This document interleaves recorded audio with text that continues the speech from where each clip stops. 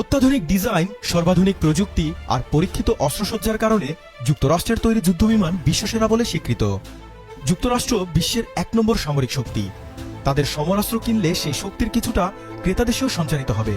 এই আশায় অনেক রাষ্ট্রই মুখিয়ে থাকে মার্কিন যুদ্ধবিমান কেনার জন্য। কিন্তু বাস্তবে কি মেলে?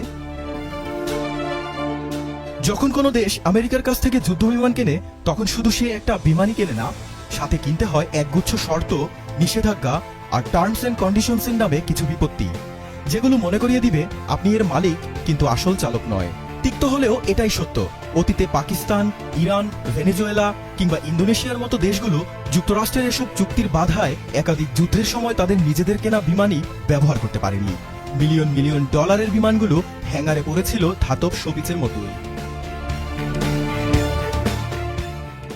প্রথম ধাপটা শুরু হয় বিখ্যাত এন্ড ইউজার এগ্রিমেন্ট দিয়ে, যেখানে প্রতিশ্রুতি দিতে হয় এই বিমান নিজের মর্জি মতো ব্যবহার করা যাবে না। কিন্তু যুদ্ধের সময় কোথায়, কিভাবে, কাদের বিরুদ্ধে ব্যবহার করা যাবে তার সবকিছুই নির্ধারণ করবে যুক্তরাষ্ট্র। প্রতিটি যুদ্ধযানের উপর থাকবে ওয়াশিংটনের সরাসরি নজরদারি, অর্থাৎ উপরে উপরে আপনার সম্পত্তি, কিন্তু ভেতরে ভেতরে ভাড়া নেয়া আত্মীয়। নিজের ইচ্ছায় কিছু করতে গেলেই পড়তে হবে স্যাংশনের বিপাকে।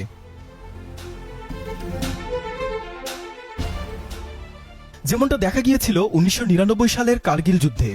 পাকিস্তান তাদের F-16 ব্যবহার করে ভারতের বিরুদ্ধে সরাসরি অভিযান চালাতে পারত, কিন্তু EUA অনুযায়ী আমেরিকার অনুমতি ছাড়া তা সম্ভব হয়নি।